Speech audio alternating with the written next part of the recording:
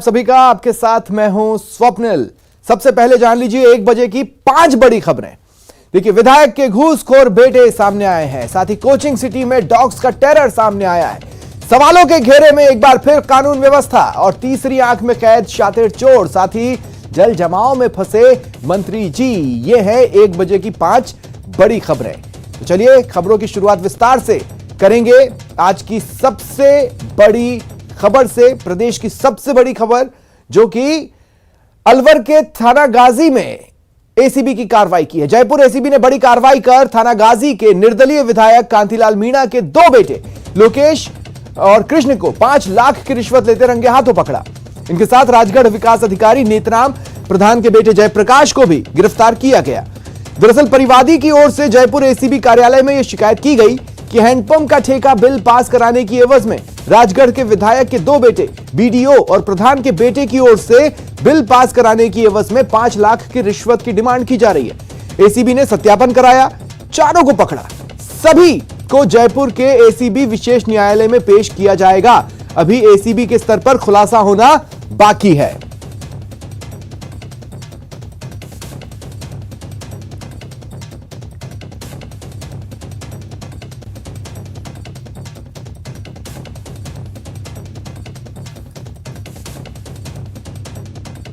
मैं दिनांक 22/8/22 को परिवादी हेडक्वार्टर में उच्च अधिकारियों से मिला था और उन्होंने एक शिकायत की थी कि मेरे बकाया बिल हैंडपंप के हैं राजगढ़ पंचायत समिति में, उनको पास कराने के लिए करीब 9 लाख रुपए की रिश्वत मांग रहे हैं, जिसका हमने सत्यापन करवाया गया। सत्यापन हम 4-5 बार करवाया और सत्यापन में पाया गया कि वहाँ का विकास अधिकारी श्री नेतराम व दलाल लोकेश व अन्य जयप्रताप सिंह उनसे रिश्वत की मांग कर रहे हैं।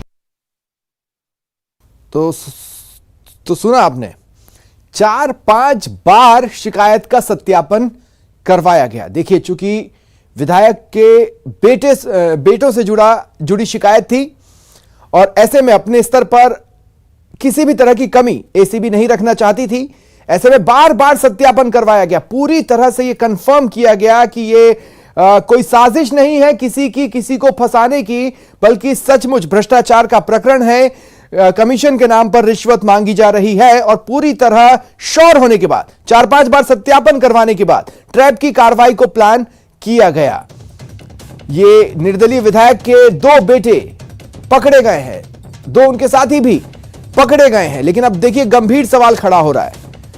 आम चलन में यह कहा जाता है कि कोई भी काम बिना पैसे दिए नहीं होता, इसका यह सबसे बड़ा सबूत है। लेकिन आप इमेजिन कीजिए, अगर किसी को किसी स्तर पर भुगतान होना है और उसमें से बड़ी बड़ी राशि अगर कमीशन के नाम पर किसी को दी जाए और रिश्वत के नाम पर अलग अलग चरणों पर खिलाई जाए, तो फिर काम जो कि जमीन पर होना है उसके लिए राशि ही कितनी बचेगी। और ऐसे में अगर किसी को विकास के नाम पर भुगतना होगा तो वो होगी आम जनता, जो कि खुद को ठगा सा महसूस करेगी। देखिए, अभी फिलहाल प्रेस ब्रीफिंग कर पूरे मामले का खुलासा तो नहीं हुआ है, वो अभी फिलहाल बाकी है। लेकिन जब होगा तो और भी परतें खुलेगी। लेकिन जो परतें अब तक खुली है या जो जानकारियां अब तक सामने आई है, उसमें भुगतान की 1 साल से पेंडेंसी की बात सामने आ रही है। साथ ही संकेत इस बात के भी मिल रहे हैं कि विभागीय मिलीभगत भी हो सकती है, अधिकारियों की मिलीभगत भी हो सकती है, और भी लेवल्स होंगे जिसमें पैसे खाए जाते होंगे। अब जांच के कई अहम बिंदुओं में जांच का एक बिंदु यह भी है कि ये पहला और एकमात्र प्रकरण है या यही चेहरे, यही आरोपी पूर्व में भी रिश्वत लिया करते थे। और ज्यादा जानकारी के लिए हम बात करेंगे सहयोगी विष्णु से। विष्णु, मेडिकल के लिए आरोपियों को अस्पताल ले जाया गया, अब किसी भी वक्त कोर्ट में पेश किया जा सकता है एसीबी कोर्ट में, कोई जानकारी? जी बिल्कुल, मेडिकल मुआयने के लिए उनको लेकर टीम गई थी। उसके बाद अब जो है एसीबी कोर्ट में चारों आरोपियों को पेश किया जाएगा। और फिलहाल अभी जो चारों आरोपी हैं वे अभी एसीबी मुख्यालय में ही है, उनसे पूछताछ जारी है, क्योंकि कई खुलासे इसमें होना बाकी है। अभी केवल पकड़ में ये लोग आए हैं और लेकिन उसके पहले कितने लोगों से इस तरह की रिश्वत की डील इसके हुआ करती थी। चूंकि एसीबी की जांच में ये सामने तो आ चुका है कि लोकेश जो था पहले भी बिलों को पास कराने की एवज में रिश्वत लिया करता था, यानी उसके इजाजत के बिना बिल पास नहीं हुआ करते। तो इसके पहले और कौन कौन से लोगों से बिल लिए गए, उनकी शिकायतें, उनकी जांच करना एसीबी का बाकी है। तो आज एसीबी पहले उनको कोर्ट में पेश करेगी, उसके बाद में चारों आरोपियों को रिमांड पर लिया जाएगा जी। विष्णु, देखिए, ये तो समझ में आता है कि अपने पिता की रसूख को दिखाकर शायद ये अपना काम धंधा चलाते थे, लेकिन क्या इनके पिता की किसी तरह की इन्वॉल्वमेंट इनके इन काले कारनामों में सामने आई है या इस तरह की बात है? देखिए, एसीबी के अधिकारियों से जो आज हमारी बातचीत हुई थी, तो उनका कहना था कि अभी तक इस रिश्वत की पूरे खेल में विधायक कांतिलाल मीणा का कोई जिक्र नहीं हुआ है। जो भी सर्विलांस के मोबाइल फोन लिए गए थे या जो भी टेक्निकल जो चीजें, जो सबूत एसीबी के पास मौजूद हैं, उसमें विधायक कांतिलाल मीणा का कोई इन्वॉल्वमेंट अभी तक सामने नहीं आया। लेकिन जब इनसे पूछताछ होगी तो उसके बाद आगे की प्रक्रिया हो सकती है। लेकिन अभी तक की जानकारी के मुताबिक विधायक का कोई भी रोल इसमें नहीं है। सबसे बड़ा जो रोल माना गया वो माना गया लोकेश का, जो कि जिसके इशारे पर यह काम हुआ करता था। वहीं पर वीडियो जिसको ट्रैप किया गया है, क्योंकि वीडियो ही रिश्वत की रकम को ले रहा था, लेकिन परमिशन जो चाहिए थी वो लोकेश की चाहिए थी। इसी मामले में जो तो मिलाकर कहा जा सकता है कि एक जनसेवक जो कि जनता के सेवा के लिए विधायक बना, उसकी आंखों में धूल झोंक कर उसी के बेटों ने उसी के क्षेत्र की जनता को ठगा। बहुत बहुत शुक्रिया विष्णु आपका मेरे साथ जुड़ने के लिए। सहयोगी लवली वधवा इस वक्त मेरे साथ जुड़ रहे हैं। लवली, कहां पर खड़े हैं आप? क्या कुछ बता सकते हैं नया, क्या अपडेट्स हैं? देखिए, मैं इस वक्त एसीबी मुख्यालय के अंदर मौजूद हूँ, जहाँ पर लगातार अलवर से जुड़े हुए जो थानागाजी का मामला है उस मसले पर लगातार जो जांच पड़ताल है वो चल रही है। अतिरिक्त पुलिस अधीक्षक जो हैं बजरंग सिंह शेखावत, वो लगातार उनकी टीम जो है इस पूरी कार्रवाई को जो है उसको लेकर के पूरी नज़र बना रखी है टीम ने। हम बजरंग जी से बात करने की कोशिश करते हैं। सर, किस तरह की ये पूरी कार्रवाई रही, इस कार्रवाई को करने में क्या क्या पूरा एक बार संक्षिप्त में सर कार्रवाई के बारे में जानना चाहेंगे। परिवादी ने हमारे यहाँ एसीबी मुख्यालय पे आकर इस बात की सूचना दी कि उसका राजगढ़ पंचायत समिति के अंदर उसके द्वारा हेडपम्प लगाने के एवज में जो कार्य किया गया है उसके 26.5 लाख रुपए का पेमेंट बकाया है और उसके बदले में उससे 9 लाख रुपए की रिश्वत मांगी जा रही है। हमारे टीम द्वारा उसका वेरिफिकेशन करा गया, जिसके अंदर जो आरोपीगण हैं, जिसमें लोकेश, जयप्रताप और इसके अलावा जो वीडियो हैं नेतराम, इनसे वेरिफिकेशन हुआ है और वेरिफिकेशन के अंदर ये क्लियर हुआ है कि इनके द्वारा पैसे की डिमांड की जा रही है।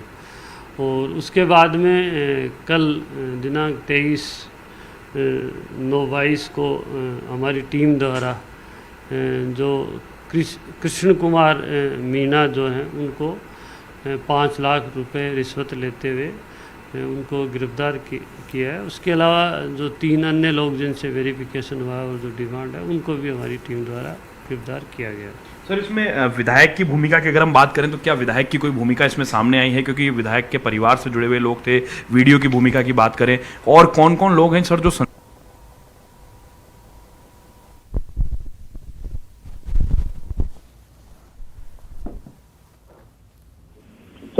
इसमें इन पर नजर रखी जा रही होगी, तो ये लंबे समय से इस तरह की और भी किसी तरह की लेन देन के और भी कोई रिकॉर्ड्स या और कुछ दस्तावेज और कुछ मिला है तो सामने? तो हमारे पास जो परिवार दिया गया था उससे क्या जी उसी से संबंधित तथ्य है जिससे हमारे द्वारा सर। और सर, रही बात इसकी कि परिवादी ने जिस तरह से इस पूरे मामले को लेकर के वो लगातार चक्कर लगा रहा था, तो उस पर क्या इन लोगों की भूमिका को लेकर के जो बातचीत आ रही है, अभी क्या कार्रवाई आप आगे की करने जा रहे हैं? कोर्ट में पेश करने के साथ साथ और क्या कार्रवाई करने जा रहे हैं आगे? लवली, मुझे आपको ये बताना है कि आपकी आवाज़ कुछ बाधित हुई है, कुछ तकनीकी समस्या आई है। आपसे दोबारा संपर्क करने की हमारी टीम कोशिश करेगी। तब तक अपने दर्शकों को बता दें कि देखिए, जिस तरह से ये पूरा मामला रहा, आपने सुना, और मुझे बताया जा रहा है कि लवली के साथ मेरा कम्युनिकेशन पूरी तरह से ठीक हो चुका है। तो आपने लवली, 4-5 बार सत्यापन की जरूरत पड़ी। आप रुके, आप वहां पर रुके। लवली, देखिए, 4-5 बार सत्यापन की जरूरत पड़ी, यानी पूरी तरह से श्योर होना जरूरी था, क्योंकि ये हाई प्रोफाइल केस है, इसमें कोई दोहराए नहीं। सत्यापन किस तरह से हुआ, क्योंकि एक तरफ विधायक का कहना है कि साजिश के तहत फंसाना भी हो सकता है, क्योंकि किसी को उधारी दी थी, उधारी के पैसे वापस ले रहे थे, लेकिन सत्यापन तो ये बताता है ना कि विधायक जी जो कह रहे हैं वो तो थोथी बात है।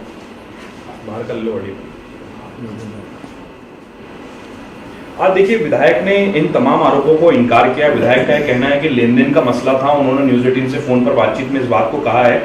सर, सत्यापन की जरूरत काफी बार पड़ी, तो सत्यापन को लेकर के क्या कहना चाहेंगे? अब ये क्या शातिर तरीके से ये लोग पूरी इस कार्रवाई को अंजाम दे रहे थे? इन्हें पता था कि इनके पीछे एसीबी लगी हुई है?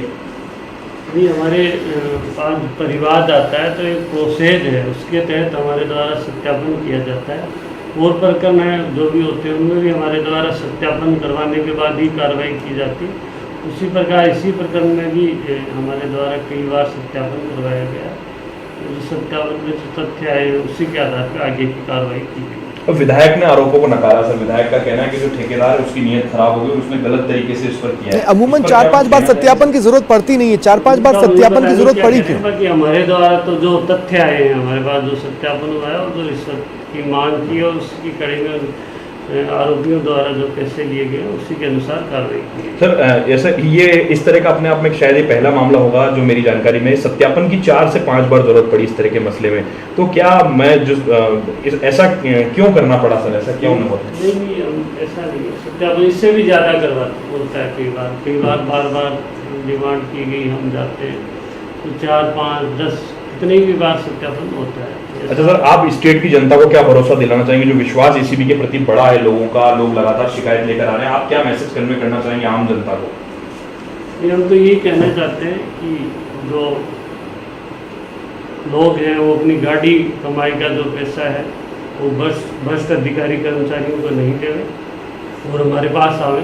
हमारी जो हेल्पलाइन है 1064 और हमारा जो व्हाट्सएप नंबर है उनके ऊपर भी कंप्लेंट देवे और हमारे पास भी आवे तो हमारे द्वारा कार्रवाई की जाए। देखिए, बिल्कुल स्वप्निल, ये कहना कहीं ये कह सकते हैं कि राजस्थान के अंदर एंटी करप्शन ब्यूरो ने जिस तरह से कामकाज करके दिखाया, अन्य राज्यों के लिए भी राजस्थान की एसीबी नसीहत बनी है।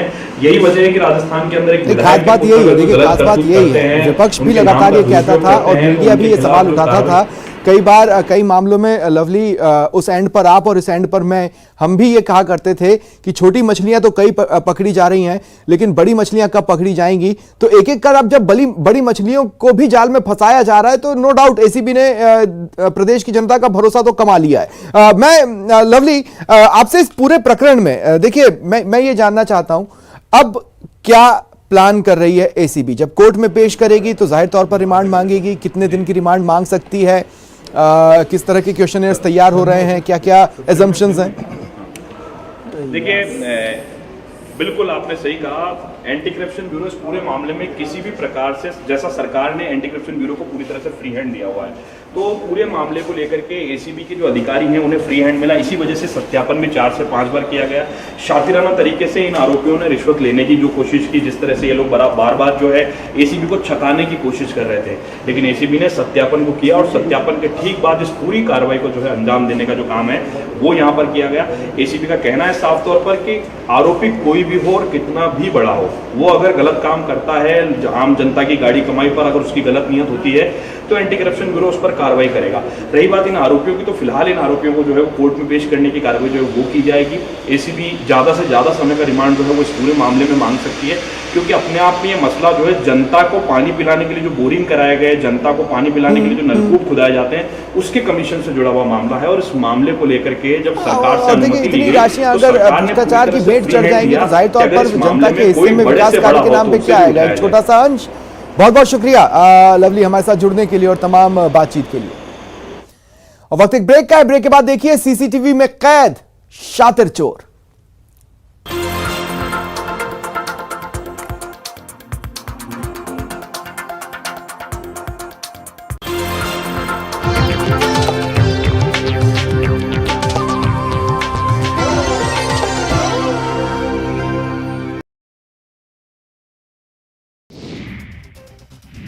महाराष्ट्र में बॉम्बे हाईकोर्ट ने शुक्रवार को उद्धव ठाकरे के नेतृत्व वाली शिवसेना को मुंबई के शिवाजी पार्क में दशहरा रैली करने की अनुमति दे दी है। कोर्ट के इस फैसले के बाद शिवसेना के कार्यकर्ताओं ने नृत्य करके खुशी जाहिर की है। केंद्रीय मंत्री भूपेंद्र यादव और प्रदेश भाजपा के अध्यक्ष आदेश गुप्ता की उपस्थिति में प्रदेश भाजपा की ओर से पंडित दीनदयाल उपाध्याय की जयंती के मौके पर वृक्षारोपण अभियान की शुरुआत की गई।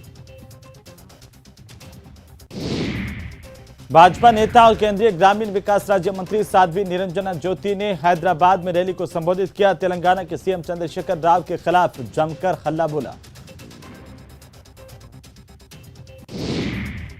तो दिल्ली एनसीआर में पिछले 3 दिनों से रुक रुक कर हो रही बारिश ने हाल बेहाल कर दिया। दिल्ली एनसीआर के अलग अलग हिस्सों में बारिश से भारी जल जमाव हुआ है। ऐसे में लोगों की परेशानी बढ़ गई है। तो स्मार्ट सिटी गुरुग्राम में हाल बेहाल हो गए। प्रधानमंत्री मोदी ने पर्यावरण मंत्रियों के राष्ट्रीय सम्मेलन को वीडियो कॉन्फ्रेंसिंग के जरिए संबोधित किया है। इस मौके पर प्रधानमंत्री ने कहा कि भारत नई सोच और नए दृष्टिकोण के साथ आगे बढ़ रहा है।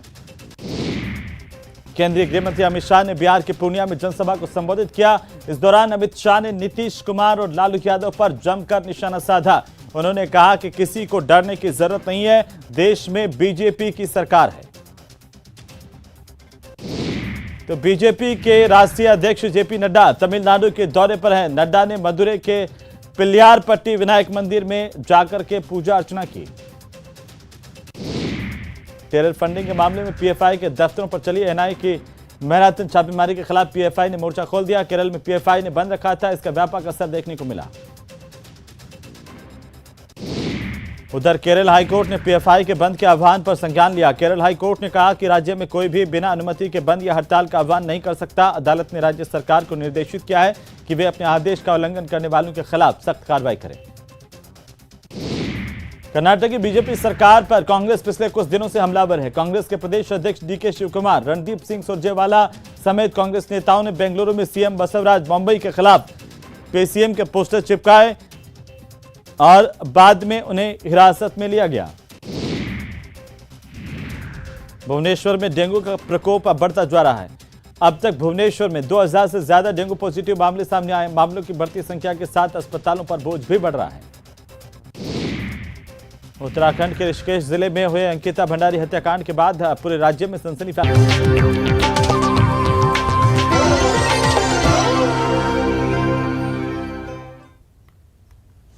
ब्रेक के बाद स्वागत है आप सभी का। बात करेंगे जोधपुर की, जहां बेखौफ चोरों का आतंक रोज बरोज बढ़ता जा रहा है। ताजा जो मामला आया है वो आया है सदर कोतवाली थाने में। यहां जग्गा ड्राई फ्रूट की एक दुकान है। देर रात 3 अज्ञात चोर यहां आए, चोरी की वारदात को अंजाम दिया। केसर के डिब्बे, चांदी के वर्क और नकदी पर हाथ साफ कर लिया। बताया जा रहा है कि चोर लाखों का सामान चुरा ले गए। चोरी के दौरान क्षेत्र में लगे सीसीटीवी कैमरे में उनकी तस्वीरें कैद हुई। सीसीटीवी फुटेज के आधार पर पुलिस चोरों की तलाश में जुटी है। अब देखिए किस तरह से रैकी कर पहले ही पूरे इलाके को अच्छी तरह ये समझ चुके थे और किस तरह से ये प्लानिंग कर आए थे कि कंधे पर चढ़ाकर एक को ऊपर की तरफ धक्का देंगे। फिलहाल सहयोगी चंद्रशेखर मेरे साथ जुड़ रहे हैं। चंद्रशेखर, ये जो सीसीटीवी फुटेजेस में जो तस्वीरें आई हैं इनको एक बार एक्सप्लेन करें।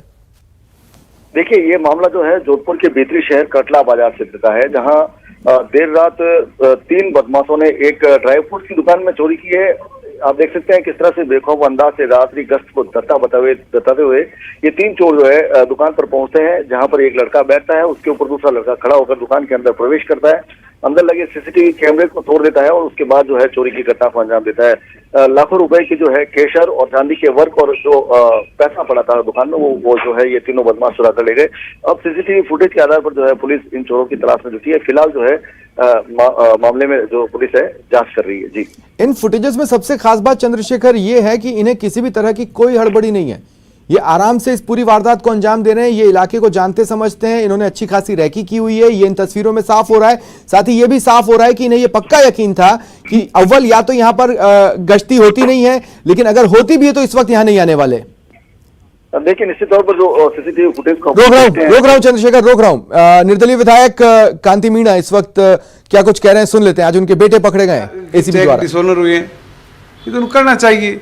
तो आपका कहना है कि एसीबी ने बगैर सत्यापन के ये कार्रवाई की, तो एसीबी तो सीएम के पास है। यार सीएम से संबंध नहीं है, ये सीएम का अलग मसला हो गया। सत्यापन एसीबी ने मेरे भाई कर दिया तो कोर्ट करेगी, सीएम का मसला नहीं है। ये काम कोर्ट होगा, डिपार्टमेंट। अब काम तो कोर्ट का काम कोर्ट से होगा, सीएम से थोड़ी होगा। सीएम का इससे को लेना देना। आप तो मुख्यमंत्री जी के साथ हैं। यार मैं तो साथ हूँ, पर इसका मतलब मैं चोरी करूंगा तो मुख्यमंत्री जी क्या करेंगे, प्रधानमंत्री जी क्या करेंगे? ये तो कानून करेगा, किसके साथ गलत हुआ किसके साथ सही हुआ है ये तो कानून करेगा। मतलब ये तो मामला हो गया, इससे इतना एक सवाल है कि के साथ हो गया सरकार का मुखिया बदलने अब जो बदले, सरकार में इंडिपेंडेंट हूँ, सरकार कांग्रेस की है, कांग्रेस जो तय करेगी वो जाने, जो भी करेगी आप। क्योंकि अब तो ये तय हो गया है कि भाई मुख्यमंत्री जी अपनी कुर्सी, हाँ छोटे छोटे जो बनेगा पार्टी का, जो सीएम बनेगा अपने में जनता के काम करवाने उसके साथ चाहे कोई भी सीएम, मतलब आपकी भी कोई राय होगी ना? ना? अभी तो हमारी कोई राय नहीं, सचिन पायलट हो या नहीं हो? ना अभी कोई राय नहीं हमारी। ली जाएगी या लेने के कोई संकल्प? भाई पता नहीं, तो हम तो अब इस बीमारी में फंस गए, हमारी कौन राय लेगा, क्या लेना देना राय होगा। तो सर पॉलिटिकली आप लोगों को नहीं फंसाया गया? ना कई लोग कह रहे थे कि अब लोग तो कोई कुछ जोड़ दें, आपने पाला बदल लिया था इस कारण हुआ? ना नहीं, मैंने कोई पाला नहीं बदला। लोग कोई क्या कहेंगे क्या नहीं कहेंगे वो अलग चीज़ है। अब ये तो नज़दीक बैठकर जो अपने मित्र हैं, अपने आदमी नज़दीक बैठ के धोखा देंगे, उसका इलाज भगवान के पास भी नहीं है। बीजेपी से जुड़ा हुआ था तो नहीं कह ना किसी से नहीं। तो सर कहीं तो पॉलिटिकल मिला होगा यार, कुछ भी नहीं है। पैसा जिसका खाना नीयत खराब हो जाए तो कुछ भी कर ले, पॉलिटिकल क्या करेंगे इसमें? जिसकी नीयत खराब हो जाए उसका क्या करोगे आप? कल को मेरी नीयत खराब हो जाए मैं क्या करूँगा? और मेरे को पैसा कमाना होता तो उस वक्त खूब पैसे मिले लोगों को, पैसे कमाना होता तो इशू ये नहीं है। अब ये तो राजनीति चक्रव्यूह है नहीं, पर मित्रों के चक्रव्यूह में फंस गए, और फंस गए तो साहब उसका कानून के ऊपर जाकर के भरोसा करना पड़ेगा। मतलब सचिन पायलट से इसका कोई लेना ना ना ना ना ना ना सचिन पायलट से लेना देना, न गहलोत जी से लेना देना। अभी तो हमारा आपस का मामला है, नजदीक बैठने वाले हैं और पीठ में छुरा अपने भोगते को दूसरा नहीं भोगता है। ठीक।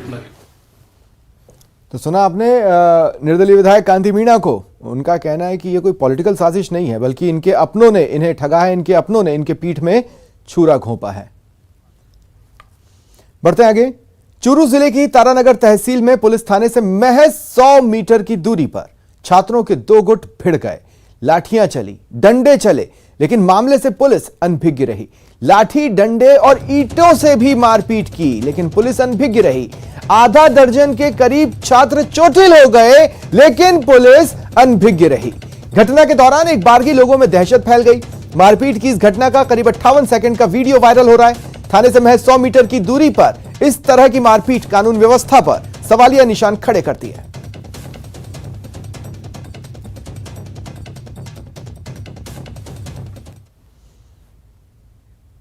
टोंक जिले में बदमाशों के हौसले बुलंद हैं। ताजा मामला पुरानी टोंक थाना क्षेत्र के मराठा कॉलोनी में सामने आया। अल सुबह बाइक सवार बदमाश ने एक पुलिसकर्मी की बुजुर्ग मां को निशाना बनाया। बदमाश ने महिला के नाक की बाली छीन ली और फरार हो गया। घटना के बाद पुलिस बदमाशों की तलाश कर रही है। पुलिस घटनास्थल के आसपास लगे सीसीटीवी फुटेज खंगाल रही है।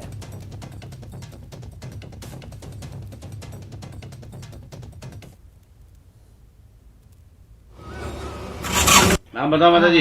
गलकू क्या घटना हुई है? मोर क्या कहाँ ले गया ना? कैसे हुआ, क्या हुआ, कैसे हुआ, कहाँ से आ रहे थे आप? ऊंडी छावनी मुँह आया छो नारायण जी का जो उंडा गेट पर उंडा उतार दिया और ये इनको खोकर को गेट से नहीं हो उतार के बदल बदल आ रही थी। ये रामेश्वर जी है ना खोकर, इनके मकान के गेट के सामने आए, पीछे से कोई मोटरसाइकिल वाला आया, बताए वो काले रंग की ड्रेस पहना हुआ था। एक गलकू देवी नाम की महिला है, तो वो एक गली में जा रही थी, तो पीछे से कोई बाइक वाले ने उनकी नथ जो है नाक में पहने की नथ को छीन लिया है।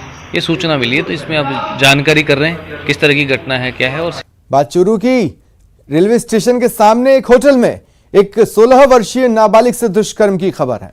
नाबालिग लड़की की रिपोर्ट पर शुक्रवार देर शाम महिला थाने में आरोपी के खिलाफ आईपीसी और पॉक्सो की संगीन धाराओं में मुकदमा दर्ज किया गया। महिला थाना पुलिस ने मामला दर्ज कर रात में पीड़ित का मेडिकल करवाया।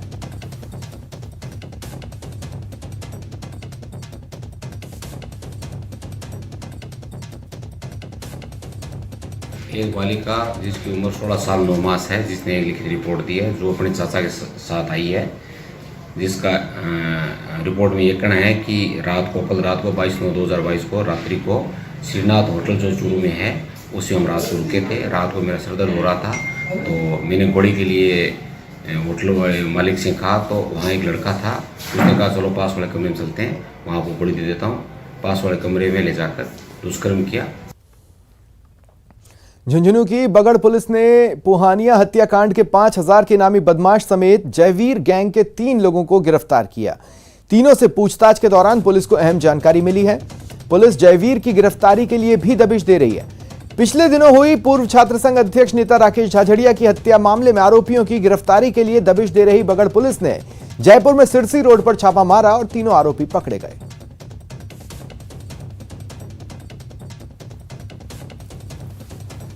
तीनों ही आरोपियों के आपराधिक रिकॉर्ड के मुताबिक जो है जिनकी एचएस नहीं खुली हुई है, इनकी भी एचएस खोली जाएगी, जिससे भविष्य में और बेहतर निगरानी इन पर की जा सके।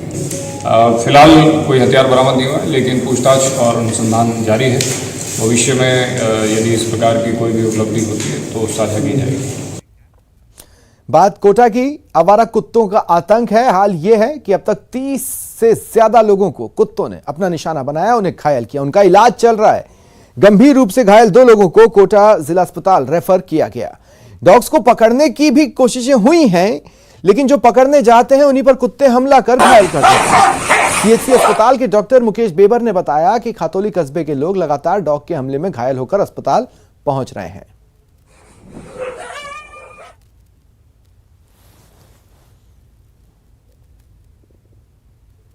तो वहाँ रास्ते में उसने मेरे को पहले तो हाथ पकड़ा, फिर हाथ छुड़ाने की कोशिश की, फिर पैर पकड़ लिया घुटने।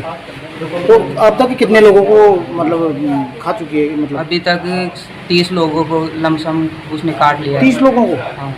आ रहे हैं, लगातार चले रहे हैं अभी यहाँ पर सीएचसी खातौली पर। अभी टोटल लगभग 24 को अपन ट्रीट कर चुके हैं। कुछ जो सीवियर थे उनको अपन आगे सीरम के लिए कोटा मेडिकल कॉलेज में रेफर किया जा सकता है।